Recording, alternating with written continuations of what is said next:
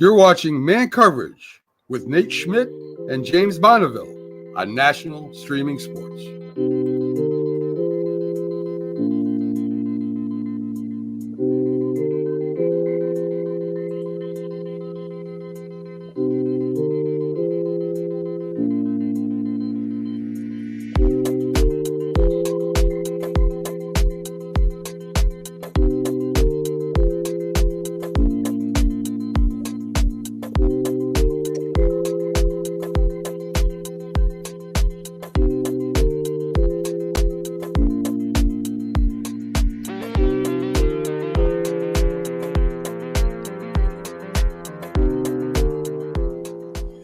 Good morning or afternoon, depending on where you are. It is, oh my God, February 2nd, 2025. We are Man Coverage. This is Knoxville, Nate, and James Bonneville. We are talking college football. College football goes on so long now.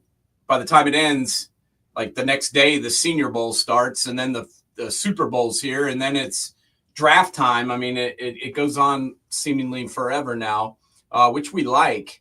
But it just never ends for these guys. I think that's why we've seen some of these coaches retire, and some of them take some time off because once you're in the coaching game, it never stops. And speaking of coaches, we have still had a little bit of activity. Usually you get moves right after the season. You go down to the AFCA and guys pass their resume out.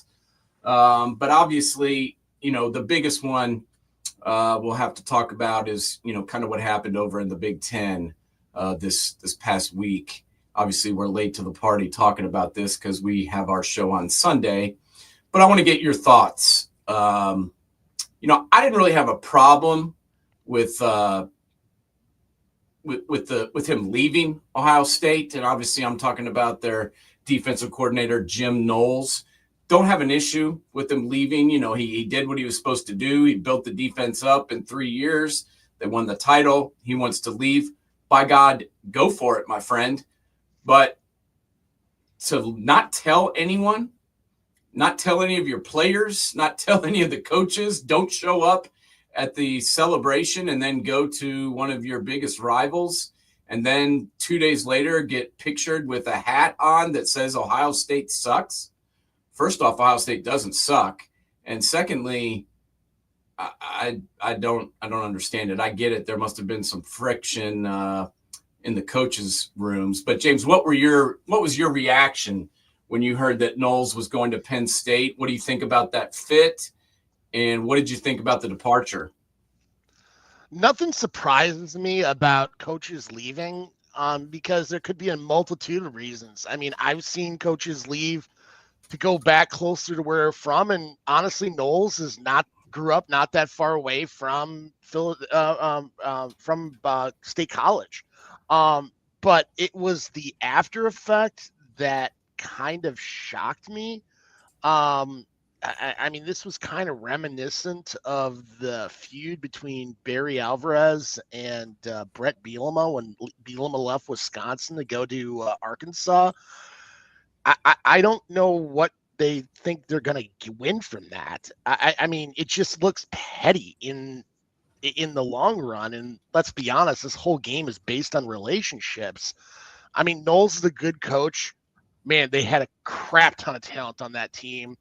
Yeah. On the defensive side of the ball, I didn't understand it. I mean, I really didn't. I mean, when I heard the Oklahoma and Penn State after the fact, I mean, his wife's from Oklahoma, he's from Pennsylvania. Obviously, there were some bad blood, but let's be honest, name me a coach's room that there isn't any. Like, I mean, they're colleagues. They're not brothers. They're not, best friends. Yeah, well, obviously it worked. You don't have to be best friends to have a good working relationship.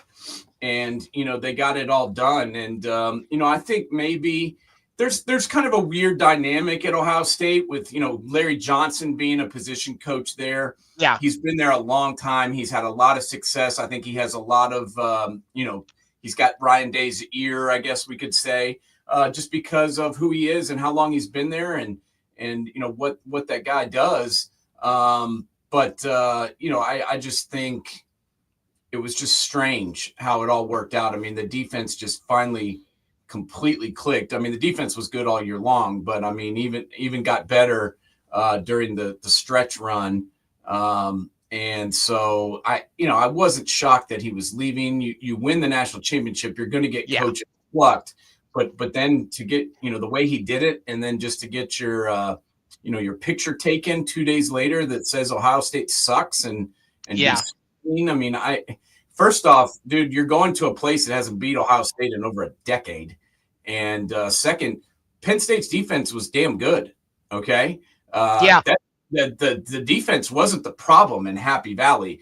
And, the thing about going home, let's be completely honest.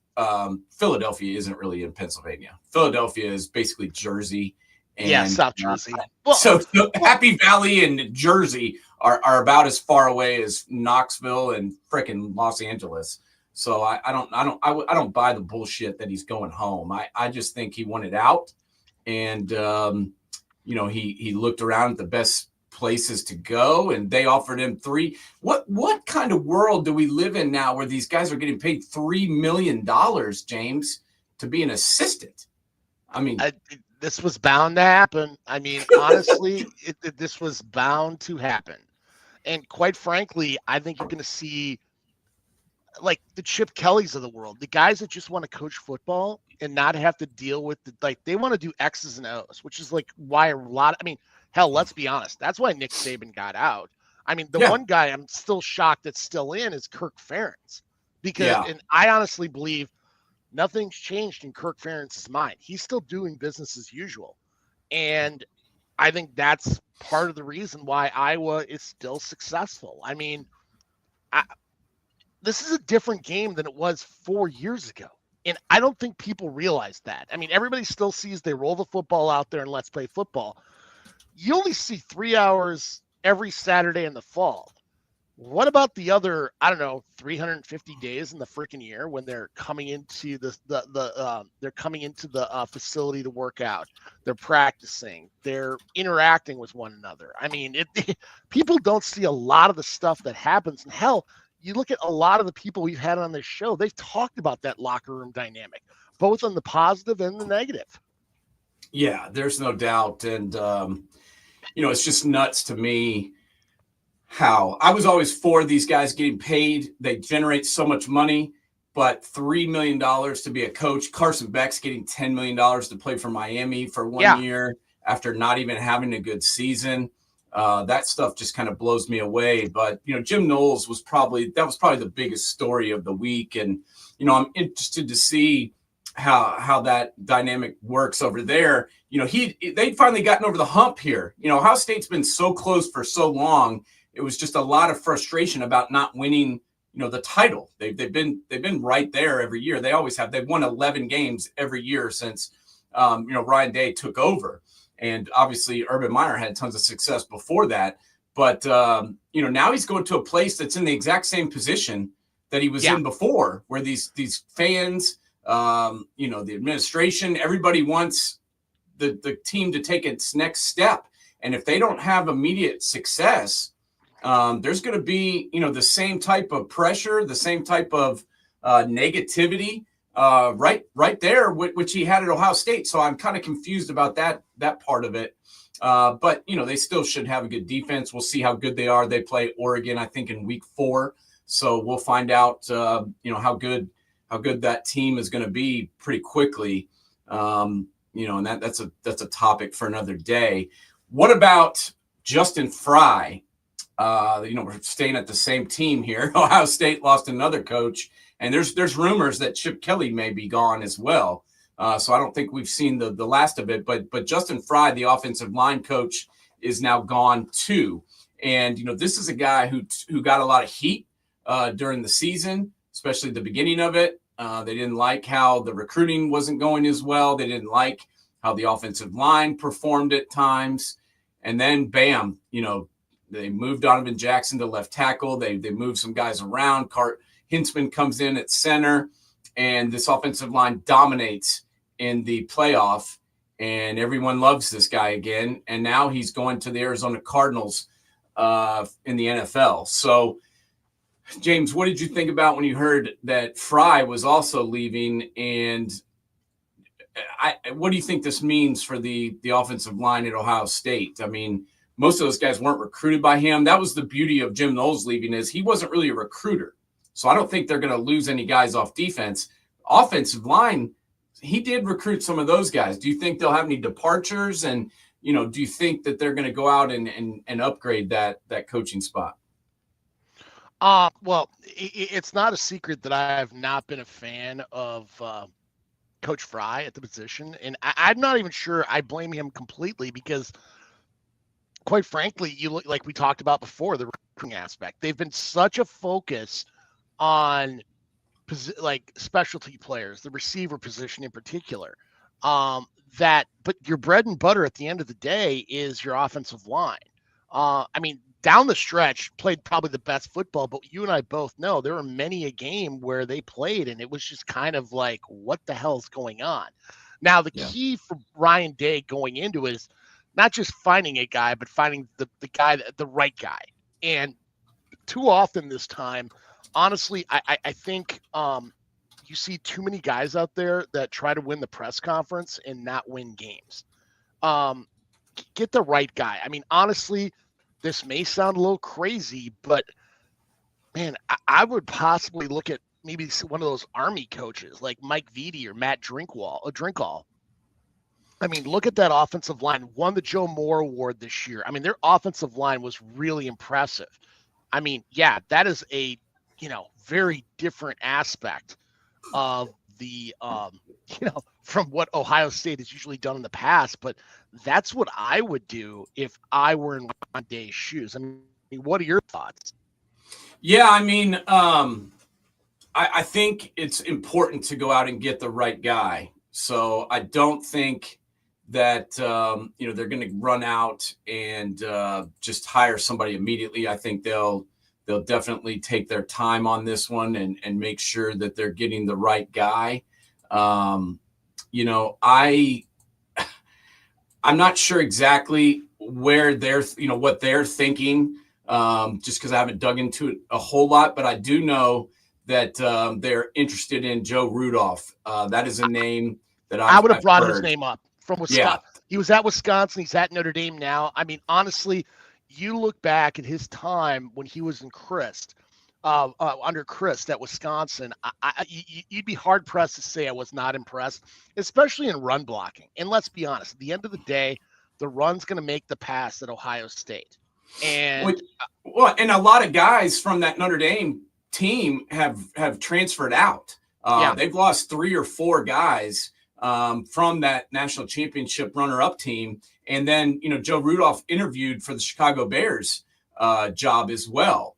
Yeah. So, it's not like he's 100% opposed to leaving. I don't know if he will, but he's only been at Notre Dame for 2 years. He's constructed a pretty good unit where it went to the national championship. And now, why shouldn't he go get paid? And I think if they were able to go and get Joe Rudolph and hire him away, I think that would be a good move. The other name that I've heard, James, and I want to get your thoughts on this one as well, is Kevin Wilson. He was the head coach at Tulsa and got fired, but he's been at Ohio State before. He's been the tight ends coach. He's been the offensive coordinator. That is another name I've heard. And then also I've heard of possibly Drebno, who is a offensive quality control coach at Ohio State, was previously, I believe, I think he was at USC, and then he was also coached with Chip Kelly at a couple other places. So they're talking about possibly promoting him. And then the other name I've heard is Mike Saline, the O-line coach at UNLV. Any of those guys stand out? The only other name I've heard is Troutwine, the guy from Penn State. What about those guys? Have you heard, and do any of them sound like maybe a good fit? I'm not sure on all aspects. You threw a bunch of names at me on that one. possible. It was funny when I was talking, because it was funny when you brought up Rudolph, because I was literally going to bring him up in the next breath. What about guys like Kyle Flood or Matt Luke? I mean, Kyle Flood, former Rutgers coach, has experience in the Big Ten when he was at Rutgers. But what impressed me the most is you look at when Sarkisian came into Texas, their offensive line in particular was an absolute pile of crap. And during that time period, I mean, hell, besides the injuries to their tackles, I mean, those tackles, that offensive line was really legit. I think if it would have been interesting to watch Sawyer and JTT in the semifinal game if both those tackles were healthy. Especially Sawyer was going up against, I think it was Williams. And Williams, you could definitely tell his shoulder pads were getting over his knees. He was just really out of position quite a bit. And Sawyer really exposed that. But there's a different, you look at Texas as a whole, that identity is built on that offensive line. I mean, people are going to talk about the running game and the receiving game. Man, there was times Ewers had all freaking day when they were healthy. And Matt Luke, look what he did at Georgia. After he got fired from Ole Miss, he's been at Clemson in Georgia. And Clemson actually is getting draft picks on the offensive line, which, let's be honest, is shocking. And Georgia's offensive lines have been continually solid. Granted, you're going from one primetime program to another primetime program. Who knows what's going to happen? They could up those salaries, or really what they're looking for too as a whole. Yeah, I do like some of those names. If they were able to grab some of those guys, the only other name that I've heard is also Joe Philbin, who was on the Raiders coaching staff. Yeah, he is he has strong ties to Ohio State. He was a analyst there in 2023. He's pretty good buddies with Brian Hartline, and he's been a long-time assistant at Green Bay. I think he might be a guy they look at. Yeah. But I think Troutline from Penn State. I think that that Kevin Wilson and Rudolph are probably the top candidates, as of today. I think if you get Wilson, Wilson's going to want to be a OC and want to call plays.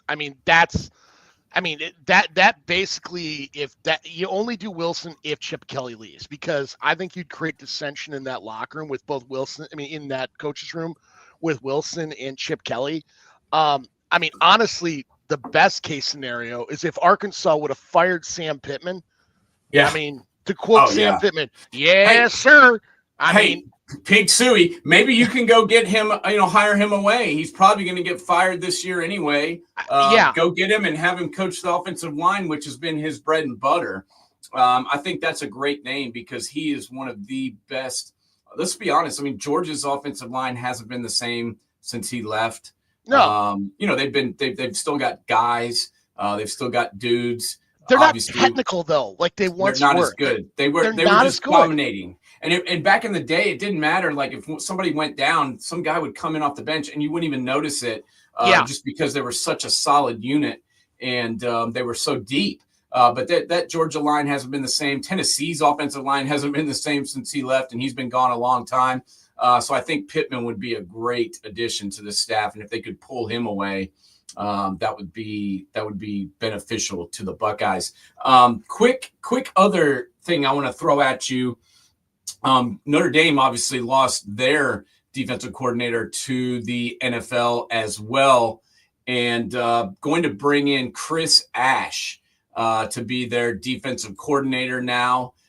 This is a guy who's obviously had a lot of had his hands in a lot of different college teams. Yeah, he was the head coach at Rutgers from 2016 to 2019. He was in the NFL for a while. He was a scout for the Jaguars. But this is a guy that we know pretty well. What do you think about Chris Ash as the new DC at Notre Dame? Do you think that's a good fit? Do you think he'll work well there with Freeman? I really, really do. I think Chris Ash is a hidden gem. Honestly, I've been following Chris Ash for some time. Dating back to his time at Iowa State, not only as a recruiter but really developing D-backs during that time period. But then he goes to Wisconsin and was the D coordinator with Bielema, and they had some legitimate. Under Barry and Bielema, they had some legitimate defenses that really kind of changed the scope of who they were. And then goes on to there with Bielema to go to Arkansas. This is a very, very good hire. Quite frankly, I can't believe I'm saying this. I think it's an upgrade from Al Golden, and Al Golden's freaking awesome. That's weird to say, but you're getting an upgrade, even though you had probably one of the 5 best D coordinators out there in college football. Yeah, their defense was solid last year, but I agree with you. I don't think they're gonna miss a beat with Chris Ash. I think that's a good hire. I think he'll come in and do a good job. Pretty much right away. Couple other ones that I want to throw out to you before we get out of this lane is, first off, Clemson. We haven't really talked about this. Them hiring away Tom Allen from Penn State. This guy has 3 decades of coaching experience. Let's be honest, the Nittany Lions weren't going to go that deep in the college football playoff had they not had one of the most disruptive defenses in all of college football. They ranked 7th in the nation in total defense. They were 8th in scoring at 16.5 points a game. And they comes in and replaces Wes Goodwin, who, let's be honest, since Venables left, the Clemson has just not been the same. Clemson was ranked 9th in the ACC in total defense, giving up 374 yards per game. That's not acceptable. I think Tom Allen will come down and really help this Clemson defense. What do you like, or what do you think about that move, and do you like it? I love Tom Allen. I love Tom Allen. He won at Indiana. We're not talking Indiana basketball. We're talking Indiana football as a head coach. This guy, came up the hard way. He started off as a head coach in Florida and worked his way up. This guy's got incredible recruiting connections. But the best part about this guy, beyond his X's and O's, is he is a true culture guy. You looked at that locker room during the COVID year, and was it 2021? Their locker room was unbelievable with one another. That was a program that literally, why are they playing on a January 1st bowl? Yet Indiana was there. Quite frankly, if it wasn't for injuries, they beat Ole Miss. They would have. Yeah. Oh, no doubt. And I love Tom Allen too. He's one of my favorite coaches. Yeah. I would love to play for that guy. I would run through a wall for that dude. Can you imagine if they got Tom Allen to come to Ohio State? Instead of, if he didn't go to Clemson, instead would have went to Ohio State, they would have flipped.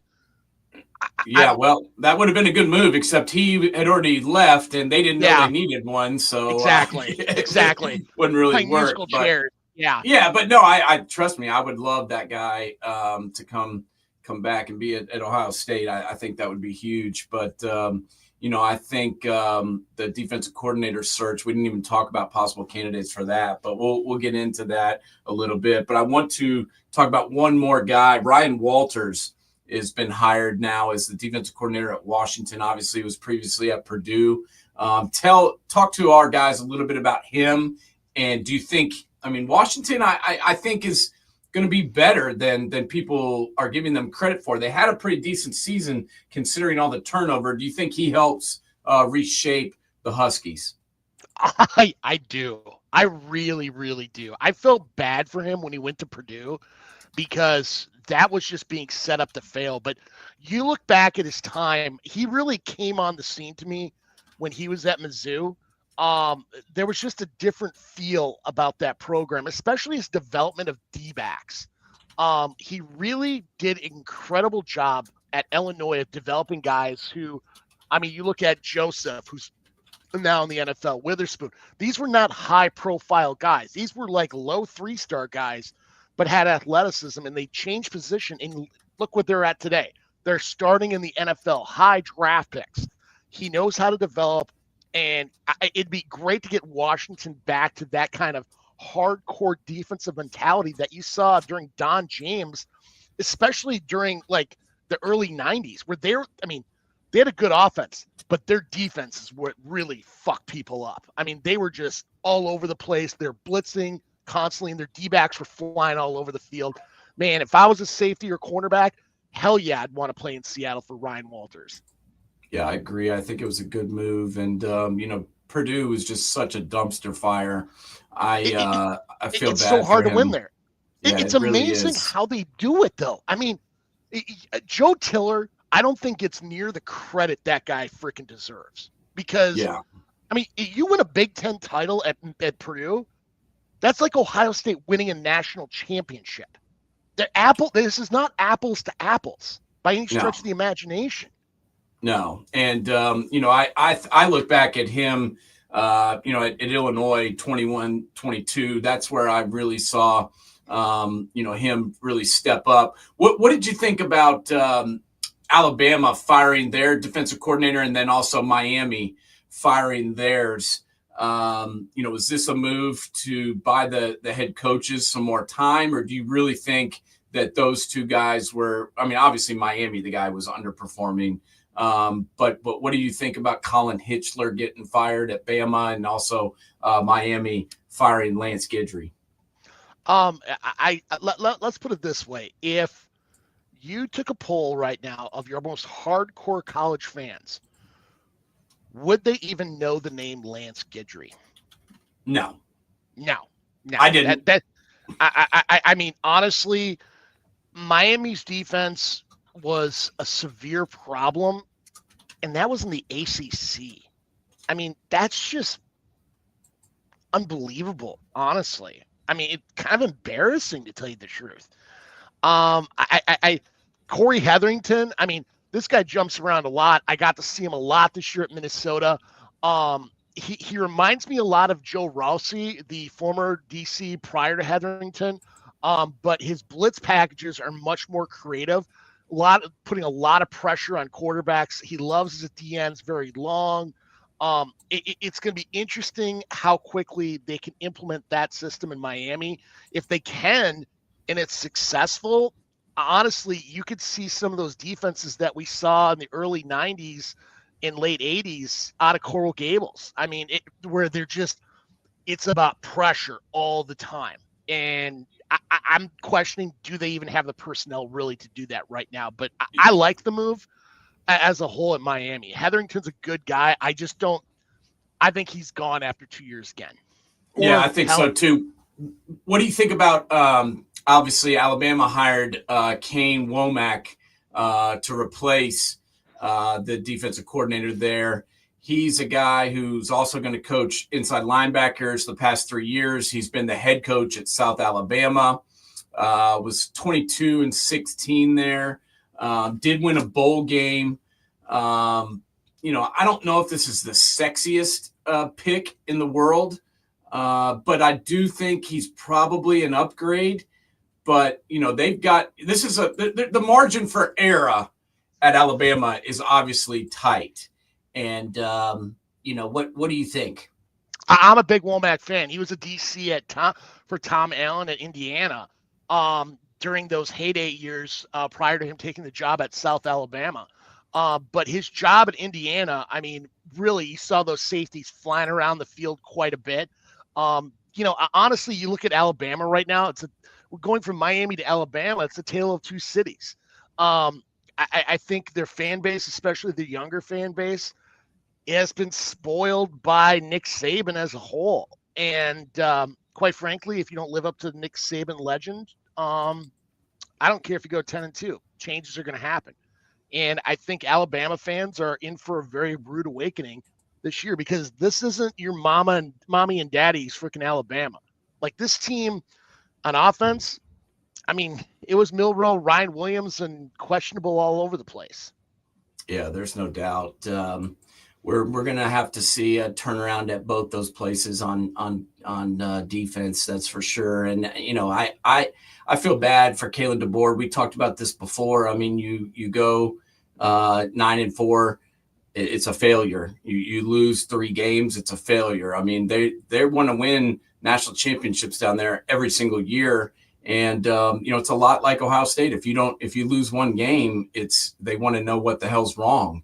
And I'm telling you, it's going to be, it's just Nick Saban's gone. And it's not going to be like it was, and it's never going to be like that ever again. But we're going to talk a little bit about the Senior Bowl. We're going to talk a little bit about some of these guys' draft stock.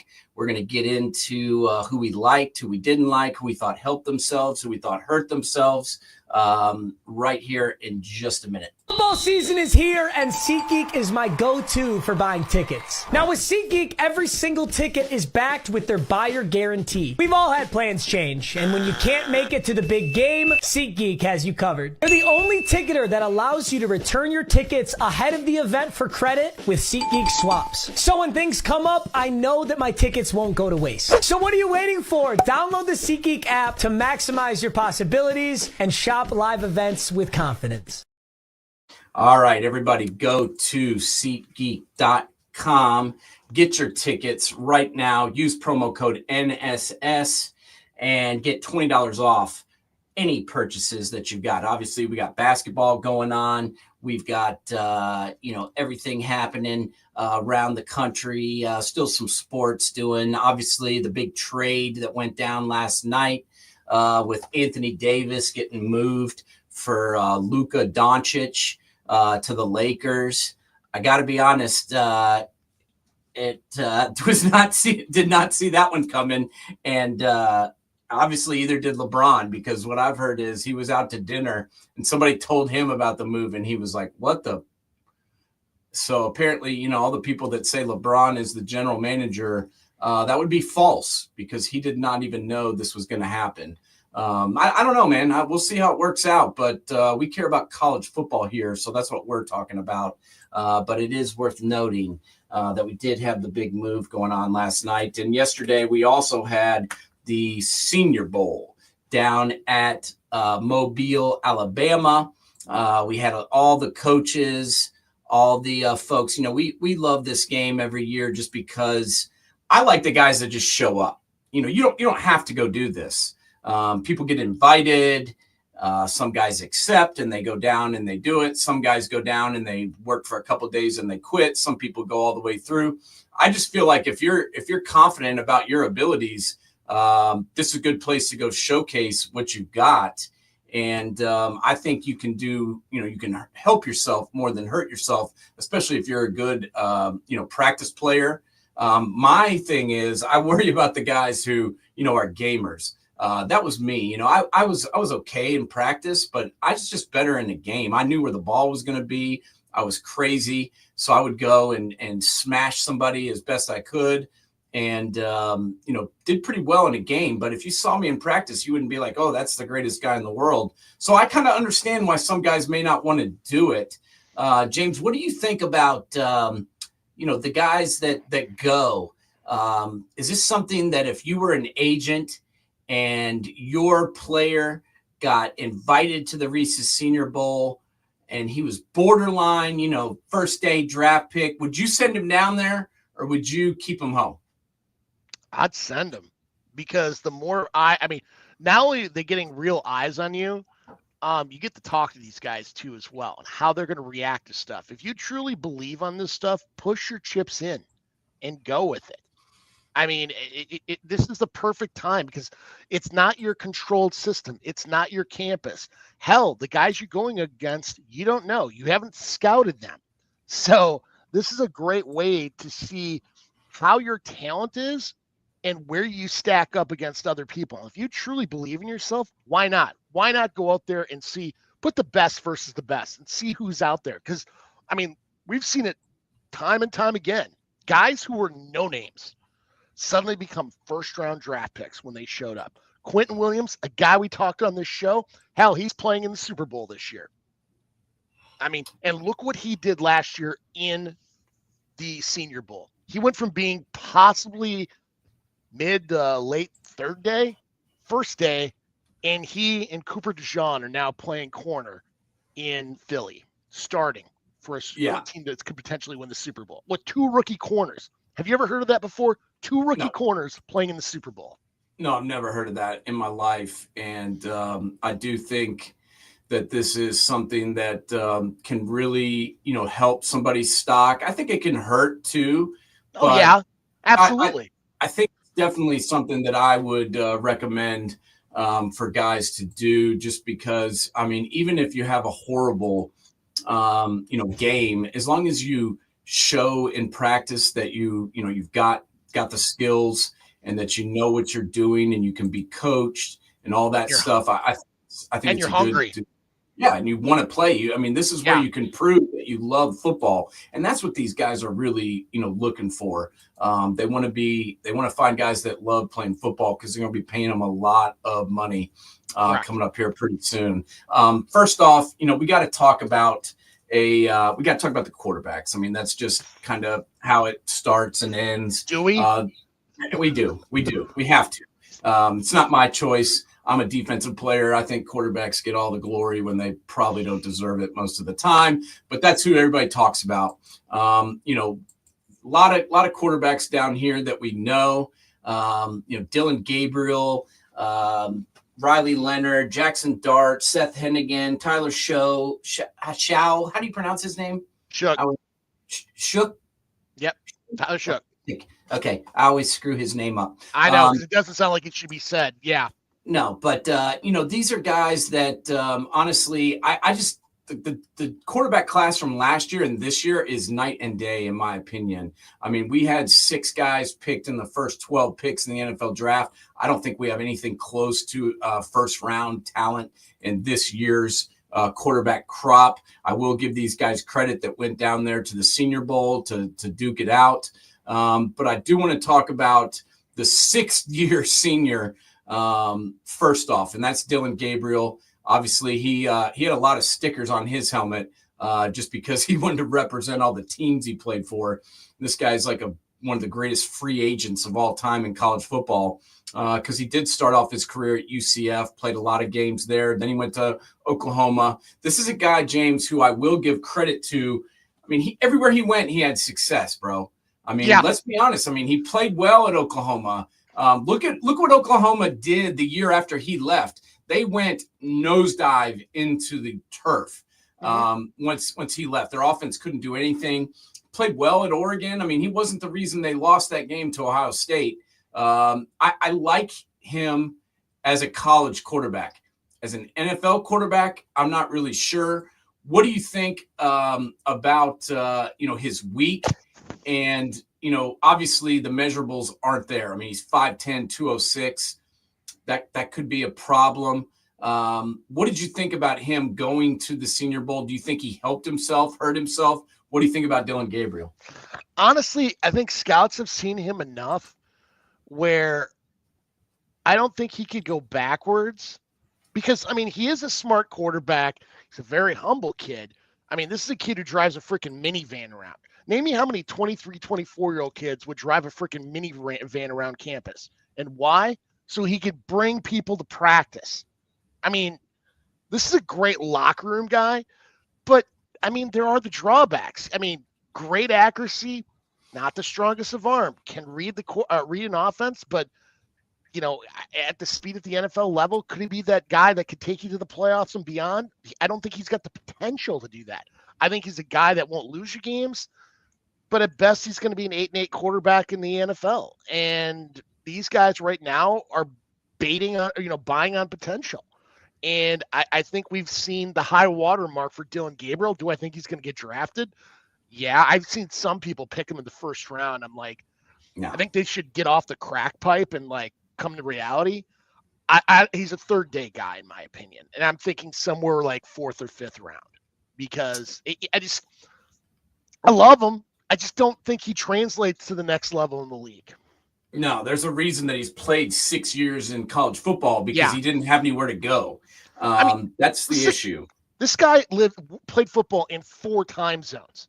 He went to high school in Hawaii, then traveled all the way across the globe to play in Florida for UCF, Central Time Zone in Norman, and then ends up 2 years in Eugene. I mean, is there something wrong with the Mountain Time Zone?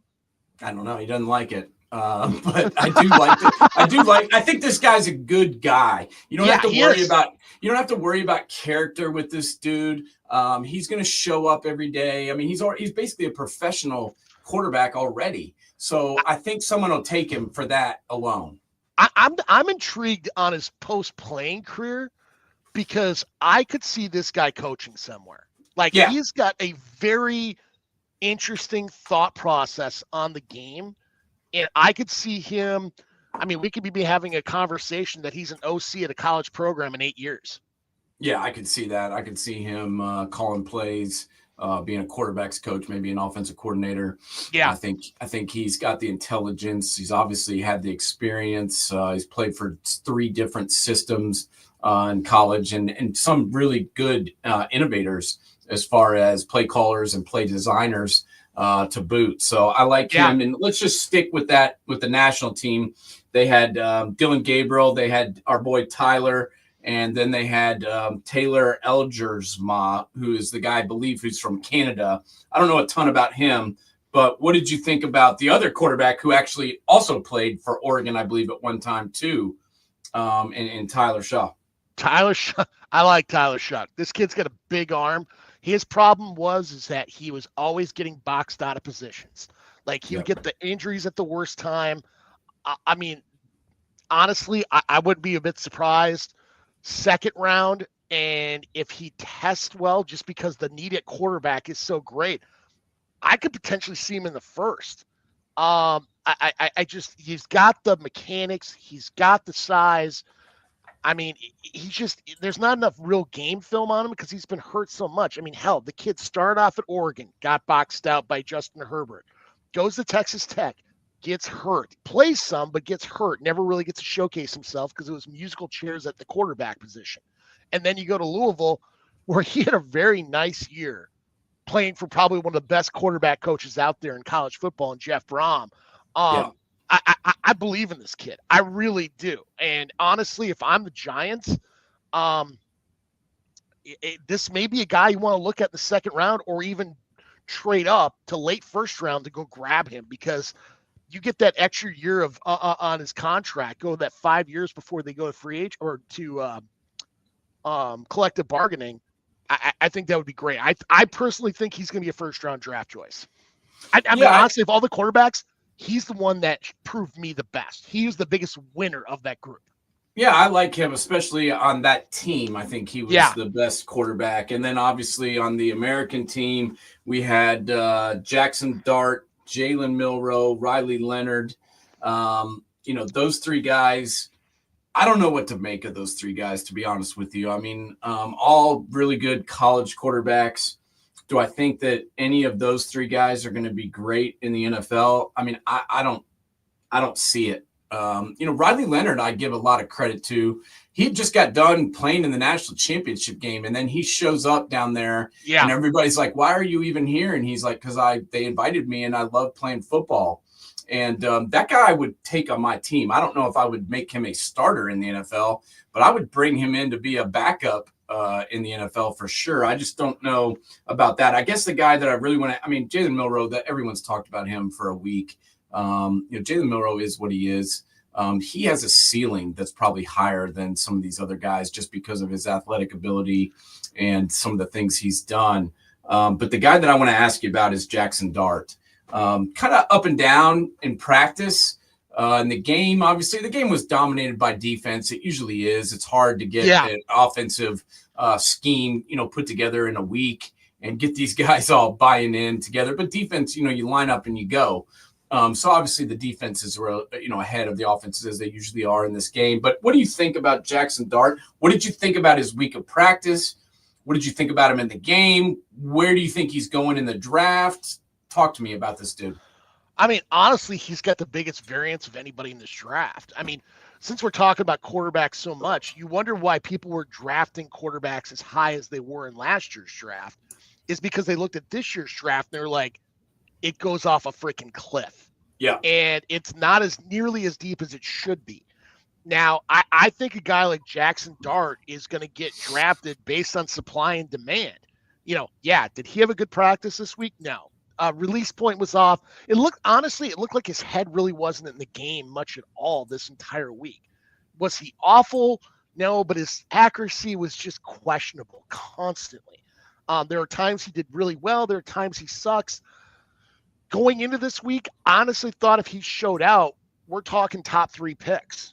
that he could be in that realm. Now, I think you're going to see a wide variance out there from all the prognosticators where, I think now it's going to be real his private workouts and what he does at his pro day at Ole Miss. Yeah, I agree. I think he could have really helped himself had he, taken over and proven that he was the best quarterback there and just looked sharp. And I agree with you. I think he could have potentially worked his way up to a first round draft pick. I mean, quarterbacks are going to be overdrafted. There's so many teams that need one. Some of these guys are going to go higher than we think. He may be one of them, but I don't see it. I'm sorry. I'm not just against him. But you look at some of these Lane Kiffin guys, these dudes that are coming out of these spread offenses, and some of them come and translate, some of them do not.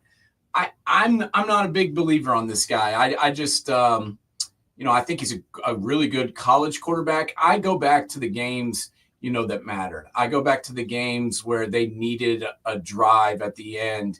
It just seemed like Ole Miss was right there, like his whole career, where they, if they'd won like one or two games, they would have been in the playoff, especially this year. And then Lane, bitches about them not making it. Well, you lost 3 games, buddy, including to Kentucky. And I look back at that Ole Miss Kentucky game, and I'm just like, man, I kept waiting for him to take the game over and to do something. And they, he was 18 of 27 for 261 yards and a touchdown in that game. And, going up against Brock Vandegrift, if that's what you got, that worries me. I guess I'm saying this wasn't the best defense that Stoops has put together at Kentucky. You know what I'm saying? Oh God, by any stretch of the imagination. I mean, there's nothing in his senior film that would have showcased the reason why. You look at the abilities, and it's there. I mean, especially last year at Ole Miss and some of his film at USC, there were things that really impressed me about him. And then what happened? Like this year was just kind of like they're just going through the paces in many cases. I mean, it made me wonder in some ways if they had some locker room problems. I mean, I don't know, but it didn't feel right. And honestly, them complaining about being there, they lost to Kentucky, but I think if Indiana plays Ole Miss, I think Indiana wins, and it ain't close. I don't think it's close at all. I mean, hell, Alabama lost to the freaking Michigan B team, the spring game All-Stars. And if Michigan can beat the Alabama spring game All-Stars, then Ole Miss has no business even being in that game. Yeah, you mean Michigan's backups and the B freshmen? Team The Michigan freshmen and the Michigan backups came in and pushed Bama around all day. Yeah. And, I look back at he had really good stats against Duke's backups and freshmen. But I look at the game in 11-29 when they played Mississippi State. He was 14 of 24 for 143 yards. And the Florida game, he threw 2 picks with the Florida game that they lost. That's another game where I just kept waiting for him to really show up, and it just never was able to take the game over. I played, okay in that Georgia win, but that Georgia win was more their defense shutting Georgia's offense down than really Jackson Dart blowing me away. So I'm worried about this kid in the NFL. I would not take him as my franchise quarterback if that's what I was needing. I mean, I think we're going to see a lot of guys, going after some veterans and signing veterans for a year and maybe wait until next year to see if it gets better. Who the hell knows? But let's talk about, the rest of these guys, because we do have to talk about quarterbacks first because that's who everybody cares about. But really, as we mentioned, the defense dominated. I'm going to talk to you a little bit about a couple of the guys that I liked. And then I'll shoot it over to you. I think some of the guys we had the same as far as the D lineman goes. I mean, I think at one point the American team had rushed for 23 yards total on or 32 yards total on 23 carries. So there wasn't a whole lot of free running going on. And part of it was, as we said, it's tough to get the offense going together and jived in a week. But also there's some badasses playing on that D line. And, one of the ones that I really liked was two of the guys that had the strip sacks. Some of the SEC guys, Landon Jackson from Arkansas and LSU's Savon Jones. Both those dudes were a problem to block all week long and obviously in the game. What didn't surprise me because they were tough to block all year. I think back to that Tennessee-Arkansas game. It looked like Landon Jackson was, a man among boys in that game, just pushing people around. And I really like him. And then, we talked about Shamar Stewart, the Texas A&M D end. This is a guy who's probably a top 15 pick already before he got here. And then I thought he helped himself together.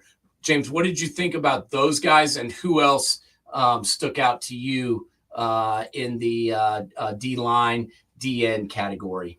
Well, you look at Shamar Stewart, 290 rushing. You don't see guys with that kind of physical abilities before you even get to their playing style. Not only can you line him up at the strong side, but honestly, C-gap, there's a lot of ways you can move him around on the field just because of his size and scope. And plus, he's got really good footwork and leverage. I was really impressed watching that.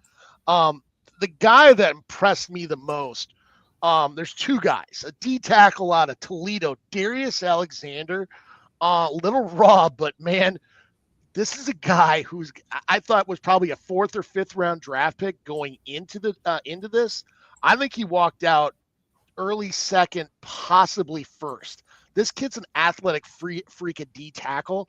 Like literally, I think he's my Quentin Williams of the year. And this next guy is out of the thundering herd of Huntington, West Virginia, Mike freaking Green. Now, I think he works better in a 3-4 system to be kind of like a TJ Watt kind of guy. But man, this guy's is really bendy and is really hard to block, especially in pass pro. People came in thinking he wasn't as good at the running game. He showed out even better in practice at run. Honestly, this guy's a 1st-round draft pick. I mean, this is a guy a lot of teams, if I'm the Detroit Lions with their free agency issues, man, if I'm Dan Campbell, I'm all over this guy. You're talking about the kid from Marshall? Mike Green. Yeah. He's probably one of the fastest risers at the Senior Bowl. He put together a pretty good week. I've got some tape here of him going against NC State O-tackle Anthony Benton. And, he ate it up, dude. And a lot of people don't think about, Marshall guys right now, but they had some ball players this year and really showed, some grit. And with the coaching search, they're all gone. So they're going to have to get some new guys there. But I like this dude's bend. I like his moves. I like the way that he can get after the quarterback. I think he's going to be a good pick. Let's talk about some of the other guys that really stood out to us. A dude that's we talked about a few guys that are on some people's risers and fallers lists. And one of them is obviously the North Dakota State offensive lineman, Greg Zabel. He got the award for being the best player all week in practice. And then people were dogging him for the way that he played in the game. And as me and you talked about, I think practice is more important than this game. So talk to me about this dude and talk to me about some of these other offensive linemen that stood out to you throughout the week. Well, there's two I'm going to make in particular, and both, I'm not going to lie, I've watched a lot. You just hit one of them, Greg Zabel. Now, probably most of our listeners probably don't watch much North Dakota State football. Get ESPN Plus and watch it, because their offensive line for the past 20 years are nasty. They are freaking nasty. And there are many of them that have gone on to play in the next level. Greg Zabel is yet another chapter in that book. Probably coming into the draft. I mean, he was playing left tackle at North Dakota State for the Bison. He's going to probably move into be a guard or center. So not a natural position for him at all. But his nastiness on the inside was big time noticed by every scout out there. I mean, not only in run block, but pass pro. This kid is the real deal. And then my other one, another kid I have been following for some time, since the time he got recruited to come to Minneapolis. And that is Arcee, the left tackle. This kid never started playing high school football until he was a junior at Ruskin High School in Kansas City. A lot of people didn't even know about him, but he was big and he was athletic. Came in, he actually started a one game his freshman year against Nebraska. And I can't remember the DN he went up against, but the DN is in the pros right now. And he basically eclipsed him the entire game and let Ibrahim go nuts. And his game has just progressively gotten better and better. Do I like him better in run protection? Absolutely. Downhill, he is a mother to stop. But his footwork is really good. He keeps his pad level sometimes a little too high, but he's going to be a first-round draft pick, I think, to the Rams. I think the Rams are probably a perfect fit for him, too, as well. But honestly, with his footwork, he could play on the inside and play guard, too, as well.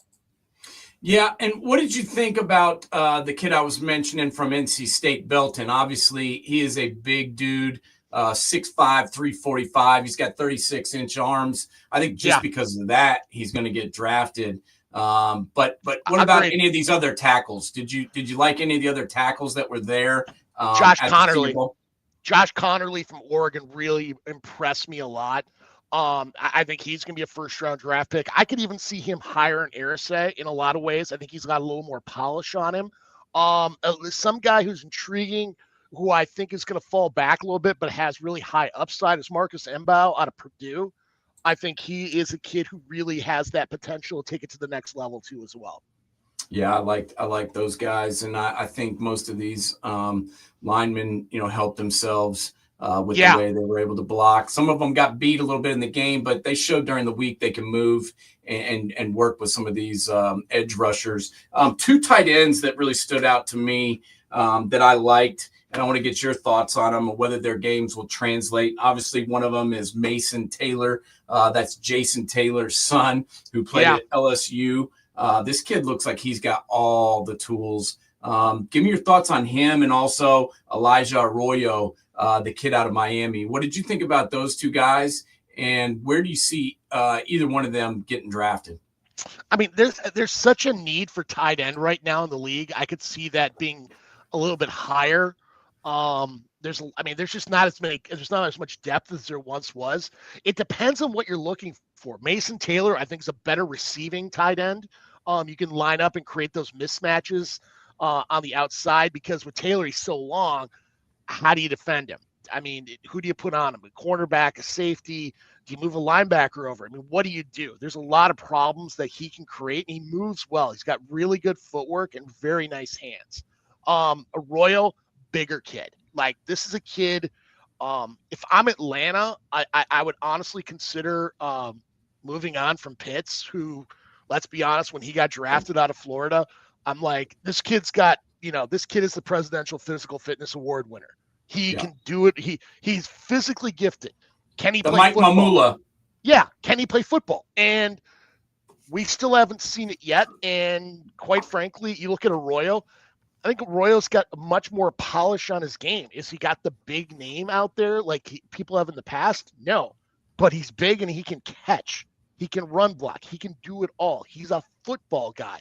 We're not drafting athletes. We're drafting football players. I mean, we talked before about drafting potential. Pitts was that kind of potential guy. If he could have got it, he could have been next level. I just never believed he was going to be that guy, though. No, he was kind of a tweener, man. He was more of a wide receiver, really, in college, and he was able to, make catches over guys because of his size and his athletic ability. Well, everybody's fast and strong in the NFL, bro. So you got to be able to be a crisp route runner. You got to be able to do some blocking. You got to be able to be versatile if you want to be have a lengthy, productive NFL career. And I just never saw that coming. A dude that lots of people don't know about, who I watched in practice and thought was pretty solid. I think this guy might be a little bit of a sleeper that a lot of people don't know about, but I think he will get drafted, and I think he will make a team and be a good player, is the kid out of Bowling Green, Harold Bannon Jr. Yeah. You like that guy too? Oh, yeah. Literally the numbers that kid was putting up this year were freaking insane. Like, this is a kid I like a lot. I mean, it's funny because the variance on him is going to be so big. I could see him getting drafted in the second round. I can see him getting drafted in the sixth round. It's just, I mean, that's the hard part about this is if you're a team and you're in love with him, you don't want to draft him too high, but you don't want to wait on him and watch somebody else take him before you too as well. So I could see him creeping up a little higher just because the upside is so good. Yeah, let me talk to you a little bit about Harold Fannin Jr. last year in 2024 for the Bowling Green Falcons. 117 catches, 1,555 yards, and 10 touchdowns. He averaged 120 yards a game, bro. A game. He averaged 120 yards receiving a game. This guy, I don't care where the hell he played. He is a baller, and I would take him without a doubt. Last year, because we got to get out of here, running backs that were here, obviously in the game, they didn't do much, but I do like Damian Martinez. I think he's going to be a pretty good runner. Ollie Gordon, I think, has some potential. I really like the kid out of Georgia, Trevor Etienne. Donovan Edwards is probably the biggest question mark of anybody I've ever seen, with a guy who could pop, but just, for whatever reason kind of fell off at times. Any of these running backs stick out to you? Obviously, I don't think any of them are going to get drafted in the first round, but is there any of them that you think that'll be a value pick? I'm going to give one that you didn't even mention. That's Devin Neal out of Kansas. I think I've been saying for some time this kid is an undervalued resource, and nobody knows about him because he plays in Lawrence. Great player. He really played well at the Senior Bowl. Good speed, good balance. And I love the way he protects the ball, too, as well. You like him more than Etienne? Yeah, I do. Wow. I do. I like Etienne a lot, dude. I think he was like the whole Georgia offense half the year. When he would be out, the Georgia offense seemed to stall. So I do like him a lot. I think he's better than his brother, to be honest with you. Wow. As far as at the NFL level, I think his brother was probably more electric in college football, just because of all his speed and the way he could do it. But his brother's bigger, and I like that kid a lot. I think he's going to be a pretty good pro. But we'll talk a little bit more about the draft obviously coming up, because we've got some time to dig in.